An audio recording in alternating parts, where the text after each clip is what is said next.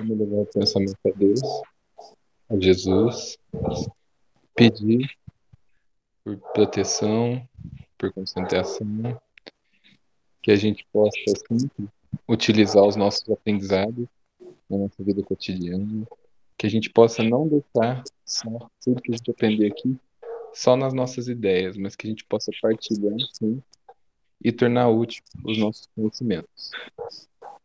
Vamos pedir também por aqueles que não podem estar entre nós por algum motivo e pelos que estão enfermos, que se encontram com alguma dificuldade, seja ela física, seja ela moral, e agradecer também pela oportunidade de se reunir e conseguir novos conhecimentos, produzir novas ideias, né? Que é uma oportunidade divina, uma oportunidade que a gente precisa que assim seja.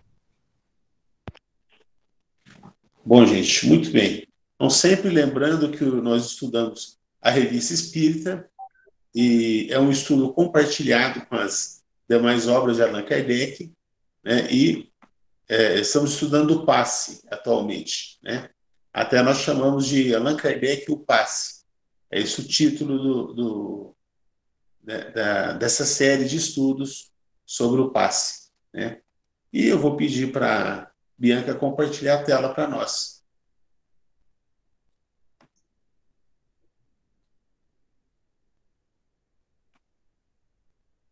Da Revista Espírita de 1863. É um artigo sobre os processos de Morzine. É um texto que trata de uma possessão coletiva numa região lá da França, Saboia. Aí. Então, nós vamos dar continuidade ao texto da semana passada. Você pode ler também, Bianca? Se tiver jeito de aumentar mais um pouquinho, só mais um pouquinho, se tiver jeito, claro. Deixa eu ver, vamos ver. Opa, que ficou bom? Aí, excelente. Assim. Ixi, aí ficou supimpa. Supimpa. Dolfo não tinha nem computador quando falava supimpa, hein? Você nem era nascida. Onde a gente parou mesmo? Deixa eu ver aqui. Último parágrafo. Será que é aqui? Começa no último. Posso ler já? Por favor. Só um observador experimentado nesses assuntos pode apreciá-los. E como se encontram hoje muitos médicos espíritas em casos semelhantes, convém recorrer a eles.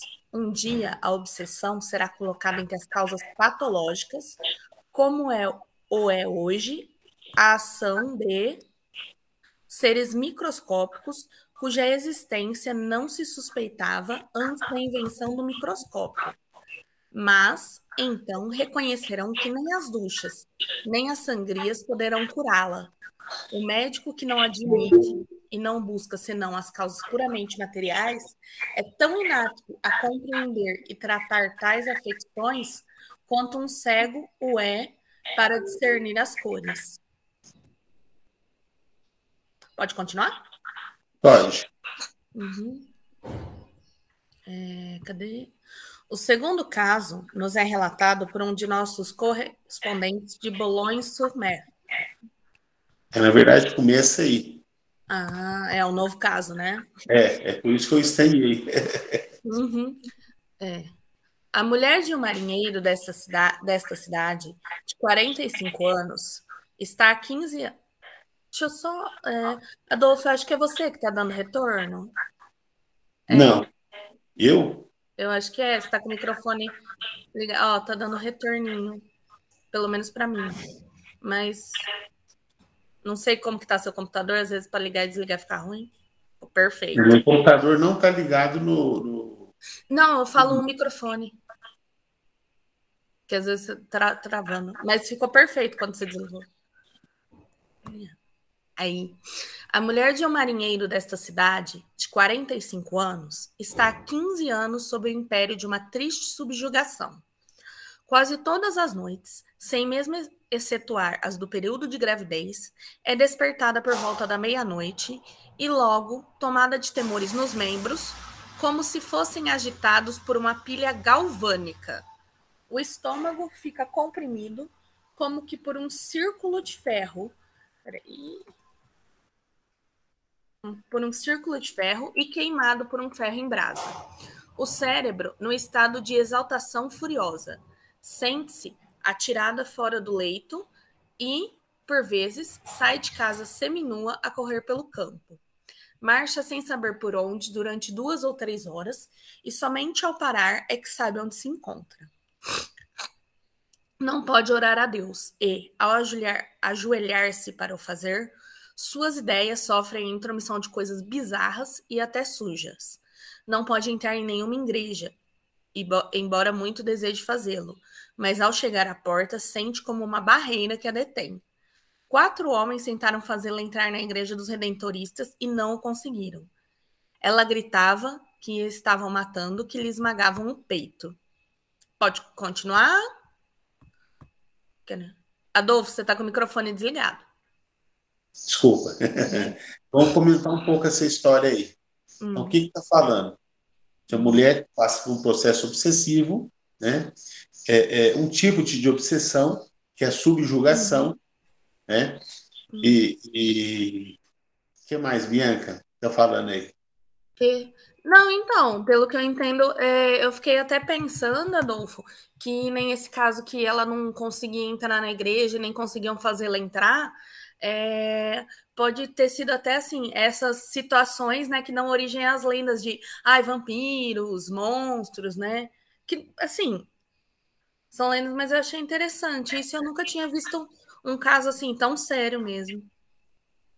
Na verdade, assim, a influência do espírito é tão forte, não se trata ainda de um caso de possessão, não chega a ser um caso de possessão, mas a influência é tão forte que ela não consegue entrar numa igreja, não consegue fazer uma prece, né?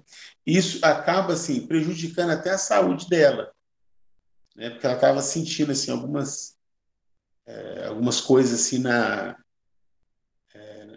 região do intestino, né? Não é intestino. Eu acho que ainda não chegou nessa parte. Não? Então Adolfo, mas está falando que, tipo, queimada por um ferro em brasa, o cérebro numa excitação, e aqui tem até um negócio que é, aqui, ó, por uma pilha galvânica, aí eu fui pesquisar o que era galvânica, quando o metal é coberto para evitar corrosão, ou um tipo de eletricidade. Isso. Então, assim, como se fosse uma crise nervosa, né? Acho que a gente. O estômago ficou comprimido. Não encheu. Isso. Estômago comprimido. É isso. Então, veja a influência, que isso que nós precisamos assim, ó, guardar com muito carinho. A influência, gente, ela é tão forte, a influência espiritual, que afeta até a nossa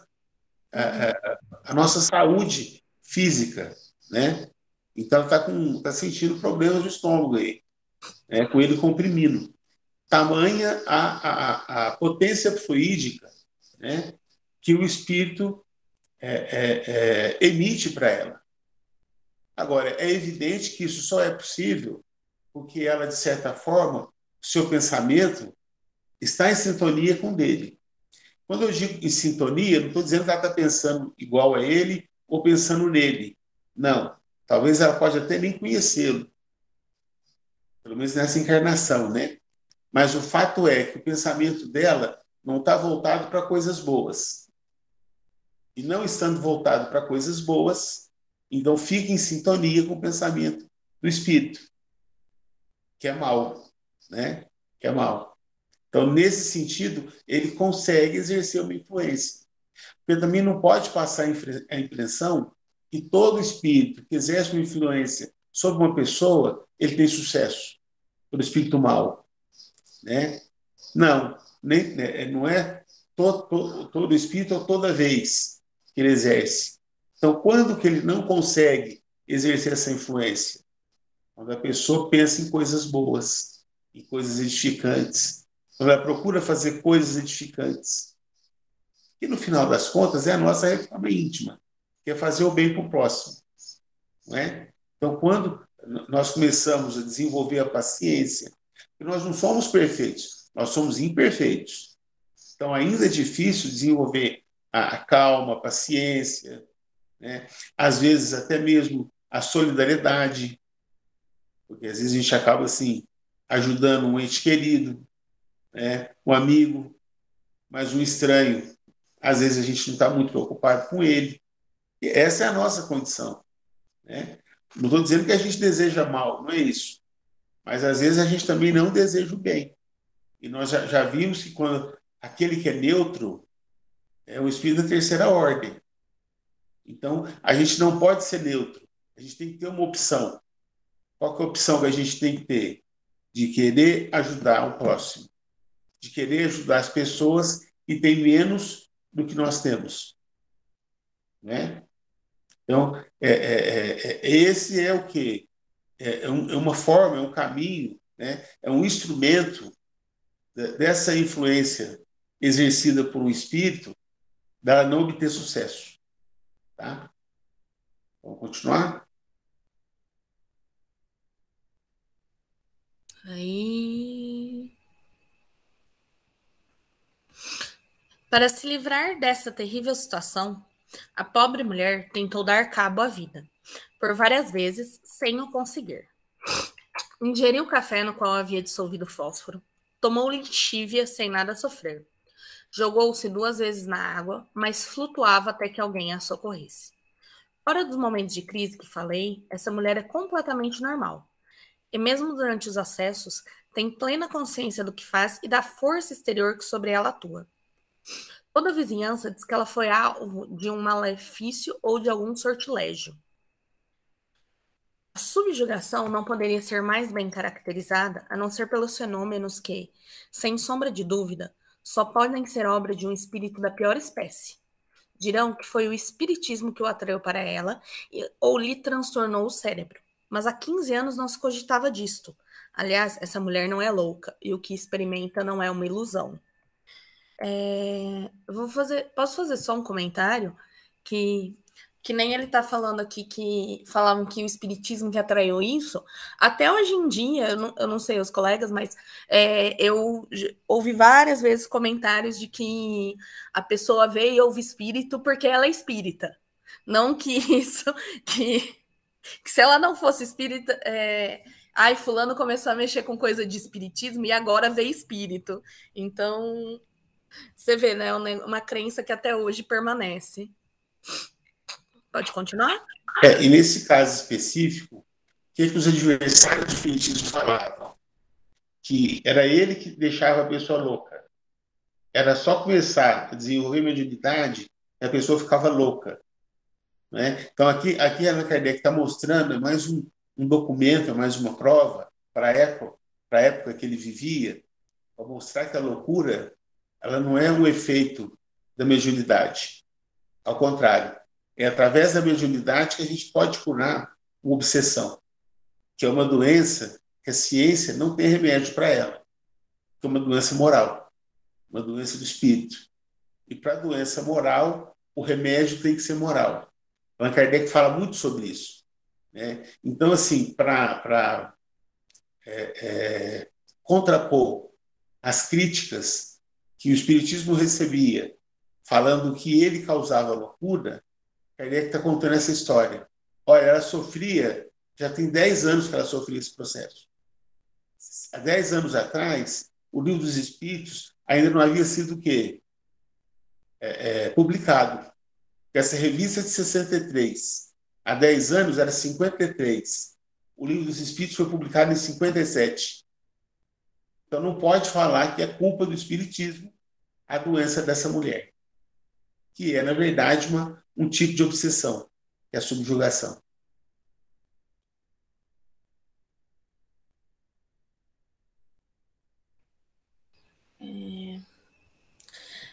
Aqui tá. A medicina ordinária não verá esses sintomas, senão uma dessas afecções, a que dá o nome de nevrose, cuja causa para ela ainda é um mistério. Eu fui pesquisar, nevrose é a mesma coisa que neurose. A afecção é real, mas a todo efeito corresponde uma causa. Ora, qual a causa primeira? Eis o problema cuja solução pode dar o Espiritismo ao demonstrar um novo agente no perispírito. É a ação do mundo invisível sobre o mundo visível. Não generalizemos absolutamente e reconhecemos que, em certos casos, a causa pode ser puramente material, mas há outros em que a intervenção de uma inteligência oculta é evidente, porquanto, combatendo essa inteligência, detém-se o mal, ao passo que, atacando a suposta causa material, nada se produz. Pode continuar?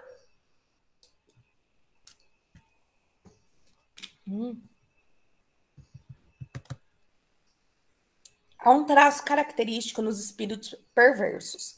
É a sua aversão a tudo quanto se prende à religião. A maioria dos médiums não obsedados, que receberam comunicações de espíritos maus, muitas vezes os viram blasfemar contra as coisas mais sagradas, rir-se da prece e repeli-la, chegando mesmo a irritar-se quando se lhes fala em Deus. No médium subjugado, o espírito, dispondo de cerca de um terço do corpo para agir, exprime seus pensamentos não mais pela escrita, mas por gestos e palavras que provoca no médium. Ora, como todo fenômeno espírito não pode produzir-se sem uma aptidão mediúnica, pode-se dizer que a mulher de quem falamos é um médium espontâneo, inconsciente e involuntário. A impossibilidade em que se encontra de orar em interna igreja vem da repulsão do espírito que dela se apoderou, pois sabe que a prece é um meio de fazê-lo largar a presa. Em vez de uma pessoa, suponde, na mesma localidade, 10, 20, 30 ou mais, no mesmo estado, e tereis a reprodução do que se passou em Morzine. Adolfo, você está sem áudio? Desculpa. Então, o que está falando aqui? Bom, nós já comentamos um pouco, né, sobre essa influência, né, que é uma influência material. A gente não pode esquecer isso. O perispírito é um tipo de matéria. É uma matéria mais sutil, é imponderável, é invisível, mas é uma matéria que ele vai agir no perispírito da pessoa. Interessante que ele está chamando o enfermo, está chamando, no caso da mulher, né, ele chama de médium. O espírito está agindo sobre ela. Aí a gente volta lá naquele conceito de Kardec, né, de quem é médium. Allan Kardec fala que todos nós somos médiums, né? Muito embora aqui, nesse processo, a gente vê mais uma influência negativa do que uma comunicação propriamente dita, né? Uma vez essa mulher sendo levada para o centro espírita, bom, aí nós vamos ter um fenômeno mediúnico. Ela vai ser tratada, né? E nesse momento o espírito vai se manifestar. Então, na verdade, assim, nesse processo, a mulher é que se manifesta de acordo com a vontade do espírito. Então, se ele manda ela ficar se debatendo, ela fica se debatendo, né? E lembrando, hein, gente, esse ainda não é processo de possessão absoluta. Mas veja como que é forte a influência fluídica que esse espírito exerce sobre essa mulher, né? E nós já vimos no caso anterior da mulher que era infeliz, que no caso daquela mulher infeliz, só com irradiação ou passe a distância e o problema foi resolvido. Porque os bons fluidos foram o quê? Fazendo com que os fluidos negativos fossem se espalhando, né? E aí os espíritos foram saindo dali. Quer dizer, isso é através do passe. Agora, vamos ver se nesse caso, né, que não é o caso daquela mulher, por conta do pensamento negativo dela, os espíritos se apoderaram, né, e também passou a ser um processo obsessivo. Vamos ver se aqui, que é um caso de subjugação, se só com passe se resolve o problema, né? Essa é uma questão interessante que a gente vai examinar. Eu espero que Kardec fale sobre isso. Vamos ver se ele fala, né? Vamos seguir? Alcione levantou a mão. Ô, Ostione, à vontade. Foi falha, não levantei não. Desculpa. Sem problemas. Vamos seguir. Dirão certas pessoas: não é uma prova evidente de que são demônios? Chamemo-los demônios, se isto vos agrada. O nome não os caluniaria. Mas não vede diariamente homens que não valem coisa melhor e que de pleno direito poderiam ser chamados de demônios encarnados? Não há os que blasfemam e renegam a Deus, que parecem fazer o mal com prazer, que se regozijam à vista do sofrimento de seus semelhantes? Por que quereis que, uma vez no mundo dos espíritos, eles se transformassem subitamente? Aqueles a quem chamais demônios, nós chamamos espíritos maus. E nós vos concedemos toda perversidade que lhes queirais atribuir. Contudo, a diferença é que, em vossa opinião, os demônios são anjos decaídos, isto é, seres perfeitos que se tornaram maus e para sempre voltados ao mal e ao sofrimento.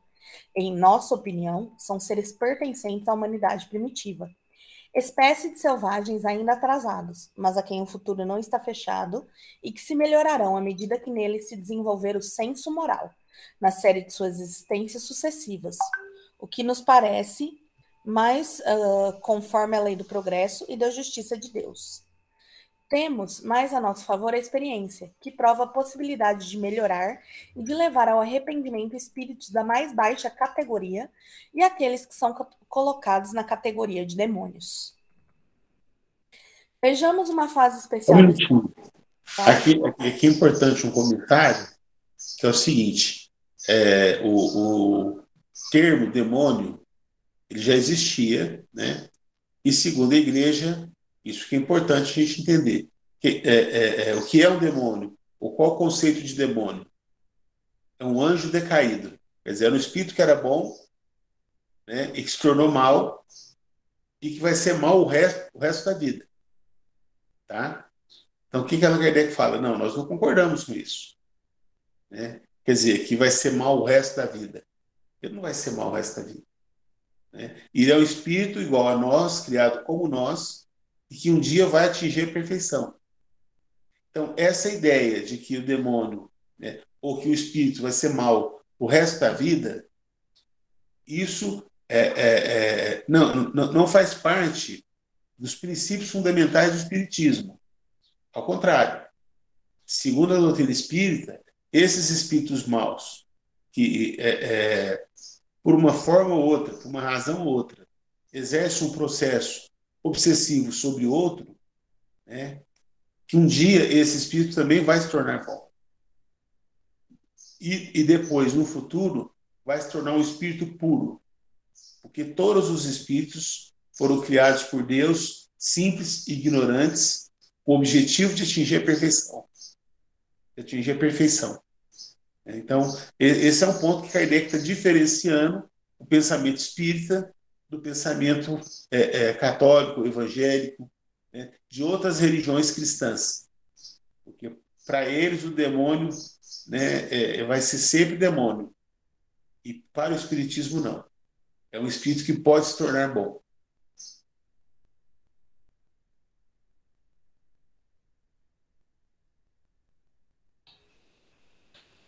Vamos continuar? Aquelas, eu estou um pouquinho ainda com as guias. Vejamos uma fase especial desses espíritos, cujo estudo é de alta importância para o assunto que nos ocupa. Sabe-se que os espíritos inferiores ainda se acham sob a influência da matéria, e que entre eles se encontram todos os vícios e todas as paixões da humanidade. Paixões que eles carregam a deixar a terra e trazem de volta quando reencarnam. Caso não se tenham emendado, o que produz os homens perversos? Peraí. Paixões que eles carregam a deixar a terra e trazem de volta quando reencarnam. Caso não se tenham emendado, o que produz os homens perversos?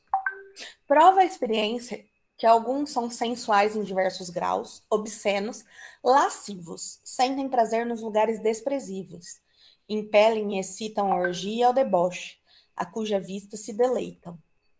Perguntaremos a que categoria de espíritos poderiam pertencer depois da morte, seres como Tibério, Nério, Cláudio, Messalina, Calígulo, Heliogábalo, etc. Que gênero de obsessão poderiam ter provocado e, se é necessário, para explicar essas obsessões, recorrer a seres especiais. que Deus teria criado expressamente para impelir o homem ao mal? Há certos gêneros de obsessão que não podem deixar dúvidas quanto à qualidade dos espíritos que os produzem. São obsessões desse gênero que deram aso à fábula dos íncubos e súcubos, em que acreditava firmemente Santo Agostinho. Poderíamos citar mais de um exemplo recente em apoio dessa asserção. Quando se estudam as várias impressões corporais e os toques sensíveis vezes produzidos por certos espíritos, quando se conhecem os gostos e as tendências de alguns deles, e se, por outro lado, se examina o caráter de certos fenômenos histéricos, a gente se pergunta se não representariam um papel nessa afecção, como representam na loucura obsessiva. Nós a vimos várias vezes acompanhada de sintomas menos evidentes da subjugação. Vejamos agora o que se passou em Morzine. Só um minutinho. Eu acho que até aqui nós já comentamos, né, nos parágrafos anteriores, só vem reforçar o que já foi dito. A única diferença é que em Morzine, que ele vai começar agora a falar um pouco, é um caso de obsessão coletiva. É um caso, em Morzine, não será um caso de possessão, de subjugação. Será um caso de possessão, só que coletiva. E Kardec ele já falou no outro artigo, e nesse ele fala também, que se os espíritos podem exercer influência sobre uma pessoa, eles também podem exercer a mesma influência má sobre um grupo de pessoas, né? Que é a obsessão coletiva. É o caso dos possessos de Morzine, né? Das pessoas que moravam nessa cidadezinha, né? E que várias dessas pessoas entraram ao mesmo tempo no processo obsessivo. É disso que ele está falando. Para nós, o mais importante não é assim a questão da obsessão, e sim de como que ela foi tratada, né? Então, no caso dessa mulher, ele também não dá mais pistas. Então, numa outra oportunidade, o que nós vamos fazer?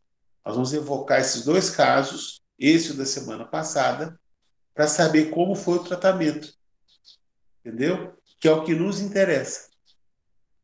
E uma vez sabendo esse tratamento, nós vamos ter mais o quê?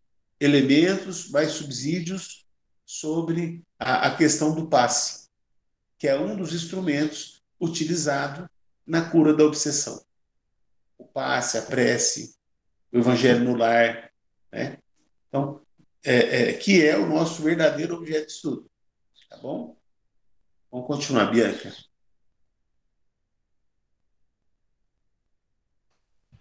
Vejamos agora o que se passou em Morzine. Antes, porém, digamos algumas palavras sobre o lugar, o que não é sem importância.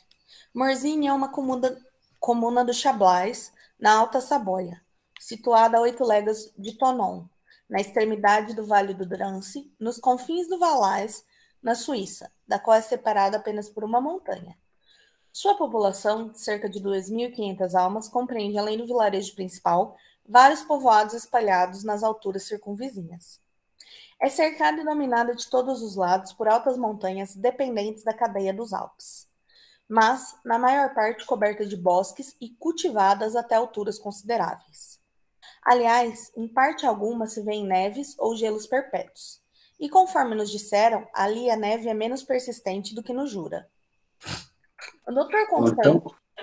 Então dá para a gente perceber que é uma comunidade isolada, né? Pequena, que fica assim, numa região que eu imagino até muito bonita, né?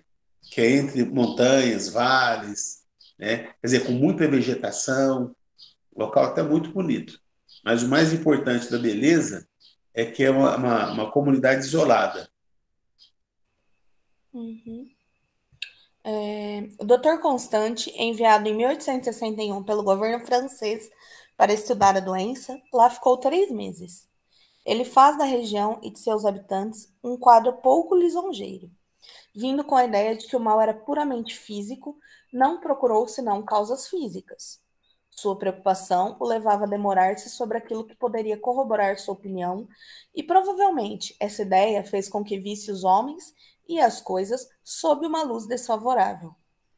Em sua opinião, a doença é de uma afecção nervosa, cuja fonte primária é a constituição dos habitantes, debilitados pela insalubridade das habitações, a insuficiência e a má qualidade dos alimentos, e cuja causa imediata está no estado histérico da maioria dos doentes do sexo feminino. Sem contestar a existência desta afecção, é bom notar que se o mal atacou em grande parte as mulheres, os homens também foram atingidos, assim como as mulheres em idade avançada. Não se poderia ver na histeria uma causa exclusiva. E, aliás, qual a causa da histeria? Fizemos apenas uma breve visita a Morzine, mas devemos dizer que nossas observações e os informes que recolhemos junto de pessoas notáveis, de um médico da região e das autoridades locais, diferem um tanto das do Dr. Constante. O vilarejo principal é geralmente bem construído. As casas dos povoados circunvizinhos certamente não são palacetes, mas não têm o aspecto miserável que se vê em muitas regiões rurais da França. Na Bretanha, por exemplo, onde o camponês mora em verdadeiras choupanas. A população não nos pareceu estiolada, nem raquítica, nem, sobretudo, atacada de papeira, como diz o Dr. Constante. Vimos alguns bolsos rudimentares, mas nenhum pronunciado, como se vê em todas as mulheres da Mauriana. Os idiotas e os cretinos ali são raros, embora diga o Dr. Constante, ao passo que na outra vertente da montanha, no Valais, eles são muito numerosos. Quanto à alimentação, a região produz além do consumo dos habitantes. Se em toda parte não há fartura, também não há miséria propriamente dito. Sobretudo, essa horrível miséria que encontramos em outras regiões. Existem algumas em que a população do campo é infinitamente mais mal alimentada. Um fato característico é que não vimos um único mendigo a nos estender a mão para pedir esmola. A própria região oferece importantes recursos em madeiras e pedreiras, mas que ficam improdutivas pela impossibilidade de transporte. A dificuldade de comunicações é o flagelo da região, sem o que seria uma das mais ricas da nação. Pode julgar-se de tal dificuldade pelo fato de o correio de Thonon só poder ir até 2 léguas de distância dessa cidade. Adiante não há mais estrada, mas um caminho que, alternadamente, sobe a pique na floresta e desce à margem do Drance. Torrente furiosa, verdadeira cascata que rola através de enormes massas de rochedos de granito, precipitados em seu leito do alto das montanhas em direção ao fundo de uma estreita garganta. Durante várias léguas é a imagem do caos. Transposta a passagem, o vale toma um aspecto risonho até Morzine, onde acaba. Mas a impossibilidade para ela chegar facilmente afasta os viajantes, de sorte que a região só é visitada por caçadores bastante fortes para escalar os rochedos. Depois da anexação, os caminhos foram melhorados. Antes só eram transitados por cavalos. Dizem que o governo estuda o prolongamento da estrada de Thonon até Morzine, margeando o rio. É um trabalho difícil, mas que transformará a região permitindo a exportação de seus produtos. Qual é o aspecto da região que... Um minutinho. Claro. E aí, gente? Quem pode contar para nós aí, falar um pouco de como era Morzine? Porque é uma descrição lá do vilarejo, né? Fica na Savoia, uma região da França, né? Cercada por montanhas, por bosques. É como eu falei, o lugar deve ser muito bonito, mas isolado. O que mais? Está falando de Morzine. Eu vou falar, ó, é que é muito, muito isolado. Aliás, eu fiquei até curiosa de ver no Google Earth para ver como que tá a estrada até lá. Você quer passear aí lá, né? Então, é isso daí. Então, ele está fazendo uma descrição do local, né? Falando o quê? Que não tinha pessoas que passavam fome, né? Também não tinha, assim, nenhum milionário. Quer dizer, um pessoal mais simples, né? Uma comunidade que vivia, né? Uns, assim, de certa forma, até ajudando outros, e que se não, pelo fato de ser muito isolada a região, então a cidade não se desenvolvia, não crescia. Mas que se tivesse alguns recursos ou investimentos públicos, né, para facilitar o acesso até lá, aí sim seria uma região mais rica, porque tem muitos recursos lá, é muita matéria-prima, né? Então tem muitas possibilidades de trabalho. Só que eles assim não exercitavam tanto esse trabalho que não tinha para quem vender as mercadorias, né? Então é por isso que não se desenvolvia. Quer dizer, mas esse é o quadro. Kardec primeiro está descrevendo o local para depois entrar no assunto propriamente dito, né? E lembrando também que foi lá um médico, né, enviado pelo próprio governo, que ficou um período de 3 meses aproximadamente, escreveu uma carta relatando como estava o local. Depois Kardec fala que foi lá.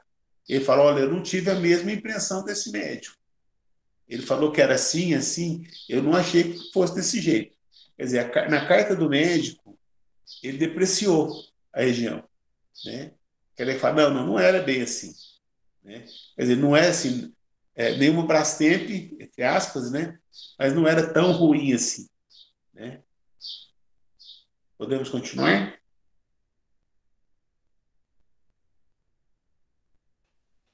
Então, vamos continuar. Tal é o aspecto da região que, aliás, não oferece. Pode continuar? Oi? Tal é o aspecto geral da região que, aliás, não oferece nenhuma causa de insalubridade. Admitindo que o principal vilarejo de Morzine, situado no fundo do vale à margem do rio, seja úmido, o que não observamos, devemos considerar que a maioria dos doentes pertence aos povoados circunvizinhos e, por conseguinte, em condições arejadas e muito salubres. Se a doença se devesse a causas locais, à constituição dos habitantes e aos hábitos e gêneros de vida, como pretende o Dr. Constante, ai, perdão, essas causas permanentes deveriam produzir efeitos permanentes e o mal seria epidêmico, como as febres intermitentes de Camargue e dos pântanos pontinos. Se o cretinismo e o bócio são endêmicos no Vale do Ródano e não no Vale do Drance, que lhe é limítrofe, é que não há uma causa local permanente que não existe no outro. Se o que se chama possessão de Morzine é apenas temporária, é que se liga a uma causa acidental. Diz o Dr. Constante que suas observações não lhe revelaram nenhuma causa sobrenatural, mas ele, que só acredita em causas materiais, estará apto a julgar efeitos que resultariam de uma força extramaterial? Estudou os efeitos dessa força? Sabe em que consistem? Por que sintomas podem ser reconhecidos? Não, e desde então se lhes afiguram diferentes do que são, crendo talvez que consistam em milagres e em aparições fantásticas. Ele viu esses sintomas e o descreveu em seu relatório, mas não admitindo uma causa oculta, buscou alhures no mundo material onde não a encontrou. Os doentes se diziam atormentados por seres invisíveis. Como, porém, ele não viu duendes nem diabretes, concluiu que os doentes eram loucos. E o que confirmava esta ideia é que aqueles que, por vezes, diziam coisas notoriamente absurdas, mesmo aos olhos do mais firme crente nos espíritos. Mas para ele tudo devia ser absurdo. Devia saber como médico que até em meio às divagações da loucura há, por vezes, revelações da verdade. Esses infelizes, diz ele, e os habitantes em geral, estão imbuídos de ideias supersticiosas, mas que há de surpreendente numa população rural, ignorante e isolada em meio das montanhas? Que de mais natural que essa gente terrificada pelos fenômenos os tenha amplificado? E por que em seus relatos se misturassem fatos e apreciações ridículas, concluiu o Dr. Constante que tudo deveria ser ridículo, sem contar que aos olhos de quem quer que não admita a ação do mundo invisível, todos os efeitos resultantes dessa ação são relegados entre as crenças supersticiosas. Em favor dessa última tese, ele insiste muito sobre um fato narrado pelos jornais da época, e que talvez tenha inspirado em alguma imaginação assustadiça, exaltada ou doentia, segundo o qual certos enfermos subiam com a agilidade de gatos em árvore de 40 metros de altura, caminhavam sobre os galhos sem as vergar, plantavam bananeira e desciam de cabeça para baixo sem nada sofrerem. Discutiu longamente para provar a impossibilidade da coisa e demonstrar que, segundo a direção do raio visual, a árvore assinalada não podia ser vista das casas de onde diziam ter visto o fato. Tanto esforço era inútil, pois lá nos disseram que o fato não era verdadeiro. Reduzia-se a um rapazinho que efetivamente subira numa árvore de porte comum, mas sem fazer nenhuma demonstração de equilibrismo. Assim, Ok, vamos parar um pouquinho. assim, E aí, gente, como é que é o processo aí? Qual que é a enfermidade dos moradores de Morzine? Ou dos chamados processos de Morzine? Qual que é a enfermidade deles? mediunidade, né? Não, sim. Aham. Mas o que eles faziam? Hum, Que está descrevendo o texto. Vou voltar aqui. Então, teve uma parte que, pelo que eu entendi, né? Tem uma parte que eles diziam atormentados por serem invisíveis, e tem uma parte fantasiosa, realmente. Pelo que eu entendi, que foi ampliada pelos locais. Uns falavam que sentiam influências de seres invisíveis, né?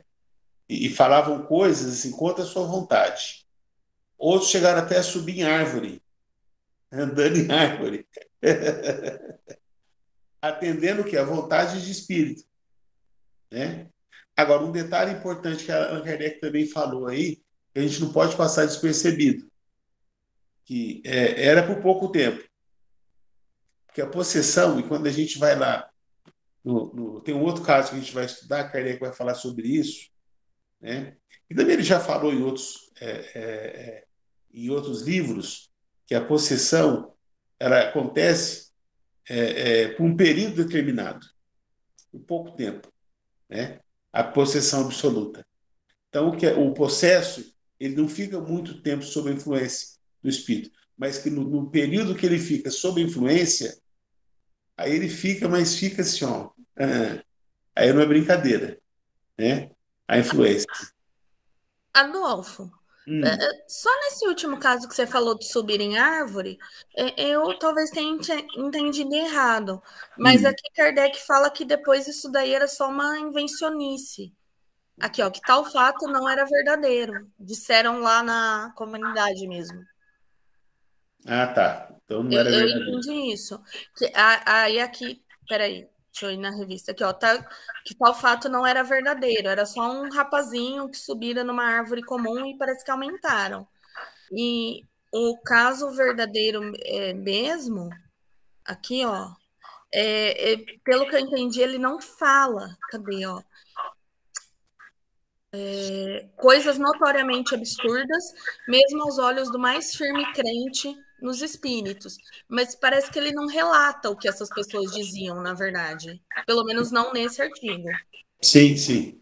Uhum, Ele chega até a usar aquele senhor que escreveu, chegou até a usar o termo idiotice, uhum, como se fossem verdadeiros idiotas. uhum, Mas faziam coisas assim, contra a sua vontade e uhum, coisas muito esquisitas, né? Ou uhum, coisa de louco mesmo, né?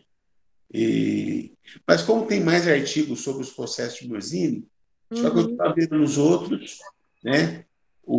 Mais detalhes até a gente chegar no ponto que nós queremos, tá? Falta ler alguma coisa lá no finalzinho ou não? Você está sem áudio agora, Bia. Uma frase só. Aqui, ó, Ah, tá. cadê? Ai, peraí. Ai, meu Deus. Aqui, só essa frase aqui, ó. Que assim descreve o Dr. Constante o histórico e os efeitos da doença. Que aí depois começa a ser. Não sei se é do mesmo coisa ou outro. Então, a Continua no gente não vai próximo, ler, não. no próximo número. Não, a gente não vai ler o próximo número, não. Então, Não, só pelo. volta lá mais um pouquinho, né, naquela parte lá falando do que sofreu os processos Aqui, ó. de Morzine. Se o que se chama possessão de Morzine é apenas temporária, é que se liga a uma causa acidental. Diz o Dr. Constante que as suas observações não lhe revelaram nenhuma causa sobrenatural. Mas ele, que só acredita em causas materiais, estará apto a julgar efeitos que resultariam da ação de uma força extramaterial? Estudou os efeitos dessa força? Sabe em que consistem? Porque sintomas podem ser reconhecidos? Não. E desde então, se lhe afiguram diferentes do que são. crendo talvez que consistam em milagres e aparições fantásticas. Ele viu esses sintomas e os descreveu em seu relatório, mas não admitindo uma causa oculta, buscou alhures no mundo material onde não encontrou. Os doentes se diziam atormentados por seres invisíveis. Como, porém, ele não viu doentes nem diabretes, concluiu que os doentes eram loucos. E o que confirmava nessa ideia é que aqueles, por vezes, diziam coisas notoriamente absurdas, mesmo aos olhos do mais firme crente nos espíritos. Mas, É isso aí. pelo que eu entendi, é isso também. É isso aí. Quer dizer, aqui Kardec está até comentando um relatório, dizendo o quê? Que o médico, ele não podia mesmo, no relatório, falar assim, eles estão sob, sob uma influência espiritual. É um caso de possessão absoluta. Não, ele é materialista, ele não acredita no elemento espiritual. Então, claro que o diagnóstico médico, nesse caso, né, ele não é o mais apropriado, por conta do quê? Do tipo de doença que os moradores dessa região têm, né? Que é uma doença moral. Então, esse é o ponto que é importante para nós, né? Que é o quê? Essa influência. Eu lembro daquele primeiro artigo lá, da mulher que estava insatisfeita no casamento. Então, os espíritos, eles irradiavam fluidos para ela, né? E esses fluidos, eles foram criando em torno dela uma atmosfera, mas tão grosseira, mas tão pesada, densa, né? Que aí uma prece não fazia nenhum efeito. Porque esses fluidos, né? Uma prece é o quê? Um fluido pequeno perto dos fluidos que esses espíritos emanavam ali, né? Aqui, nesse caso, não é muito diferente. Porque essas pessoas também estão sob influência de fluidos, e é tão grosseiro, mas tão grosseiro, né, que às vezes assim, uma pessoa não queria fazer tal coisa, mas ela fazia, né? Chegava ao ponto que o espírito, ele assumia assim, né, como se fosse ele. É como se o espírito, né, que ligava aquele corpo, é como se ele não estivesse ali. É como se ele estivesse afastado. É como se ele tivesse desligado e o outro tivesse assumido o seu lugar. Mas ele não está desligado, gente. Porque se ele desligar, acontece o fenômeno da morte. Ele continua ligado.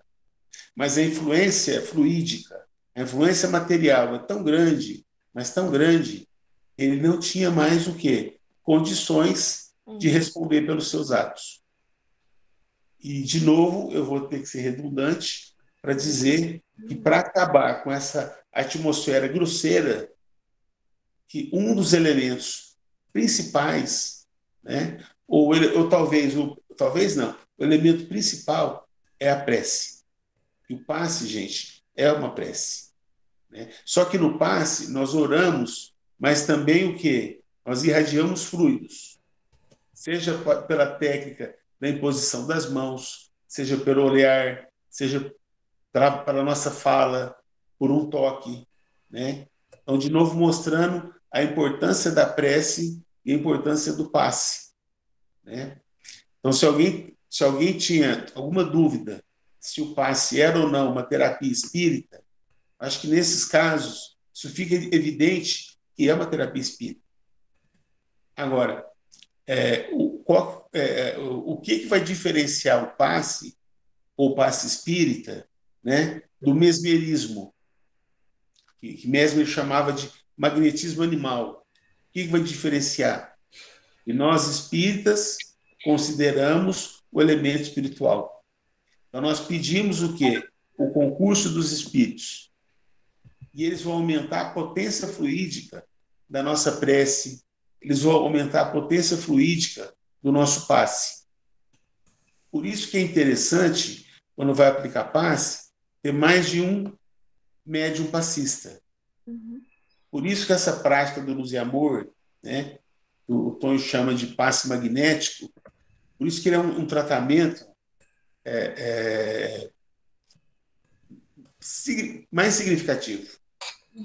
do que uma pessoa apenas aplicando passe. Muito embora uma pessoa apenas aplicando passe, os espíritos também podem aumentar a potência desse passe a tal ponto que, se essa pessoa tiver um desejo ardente de curar, de fazer o bem, ela também pode curar, mesmo não sendo um médium curador. Só que isso é muito raro, né? De ordinário, quanto mais pessoas estiverem aplicando passe, melhor. Quanto mais pessoas estiverem orando, melhor. Isso explica, por exemplo, né, no caso da Bianca, o sucesso do tratamento dela.